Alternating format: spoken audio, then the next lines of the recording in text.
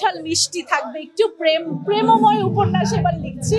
কারণ পাঠকরা সব সময় বলে আপু আপনি কেন প্রেমের কিছু লেখেন না, এত কঠিন কঠিন গল্প কেন লেখেন। তো এবার পাঠকদের জন্য খুবই সোজা প্রেমের গল্প। অবশ্যই বইমেলায় বই আসবে এবং এবারের উপন্যাস আমার এর আগের যে উপন্যাসগুলো আছে সবাই খুব কমপ্লেইন করতো যে আপু আপনি প্রেমের উপন্যাস কেন লেখেন না। তো আমার মনে হয় আমার পাঠকরা এবার আমার কাছ থেকে প্রেমের একটি উপন্যাস পেতে যাচ্ছে এবং আমার উপন্যাসের নাম হচ্ছে আমরা কখনো বন্ধু ছিলাম না। সো একটু সময় প্রচ্ছদ করবে আনিসুজ্জামান সোহেল, আমাদের বাংলাদেশের একজন বিখ্যাত আর্টিস্ট, এবং প্রতিবার লাস্ট 3 বছর যাবত সোহেল ভাই আমার প্রচ্ছদ করছে, তো সোহেল ভাই করবে। এছাড়া ধ্রুবেশ দাদা করে আমার প্রচ্ছদ, সব্যসাচী হাজরা করে থাকেন। তো তাদের সাথে আমি কাজ করতে পছন্দ করি যারা আসলে প্রচ্ছদের কাজটা করে। আমি জানি যে আপনার প্রত্যেকটা কাজের সাথে কাকের একটা সম্পৃক্ততা আছে এবং আপনি সেটাকে সুন্দরভাবে উপস্থাপন করেন। বইয়ের ক্ষেত্রে সেটা থাকছে কিনা এবার কোনো একটা জায়গায় প্রচ্ছদের উপরে নিচে বা পাশে বা নামের ভিতরেও? আপনারা উপন্যাসটা পড়লে অবশ্যই কাককে তো পাবেনই, কারণ কাক আমার খুবই পছন্দের পাখি আপনারা জানেন। এবং আমার আরো ভালো লাগে যখন আমার সাথে কারো দেখা হয়, সবাই আমাকে কাকদেরকে নিয়ে প্রশ্ন করে, আমাকে জিজ্ঞেস করে যে কাকদেরকে কি খাওয়াবো, আপনার বাসার কাকরা কেমন আছেন।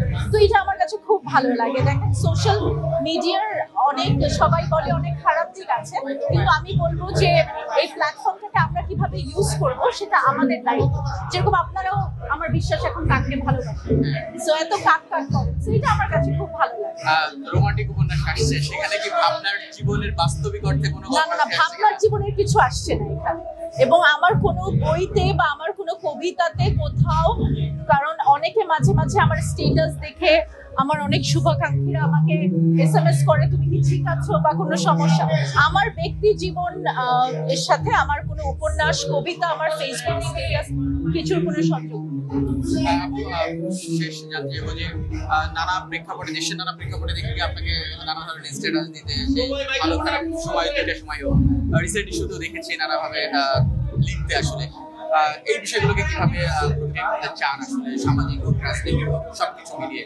দেখেন এখন আমার জীবনের মূল গোল হচ্ছে আমি অনেকগুলো সিনেমা করছি একসাথে, এবং গত বছর আপনারা জানেন যে আমি অনেক কয়টা ছবি একসাথে সাইন করেছি, এবং এবার আমার কিছুদিন পর থেকেই আমি একটা নতুন সিনেমা শুটিং এ যাব, সেটার নাম বলতে পারছি না সঙ্গত কারণে, আপনারা জানবেন।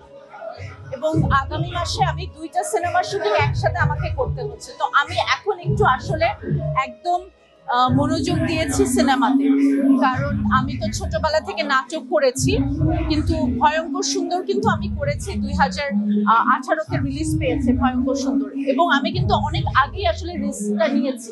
আমার এটা ইচ্ছা ছিল না যে আমি নাটকে অনেক পপুলার হয়ে তারপর সিনেমা করব, এটা আমার গোল ছিল না। তো আমি অনেক আগে যেহেতু চ্যালেঞ্জটা নিয়েছি, এখন আসলে আমি সিনেমাতে অনেক বেশি মনোযোগী হতে চাই, ঠিক আছে? তো সিনেমা নিয়ে আসলে আমার সকল মনোযোগ। ওটিটি বা অন্য ক্ষেত্রে কোনো কথা হচ্ছে কিনা?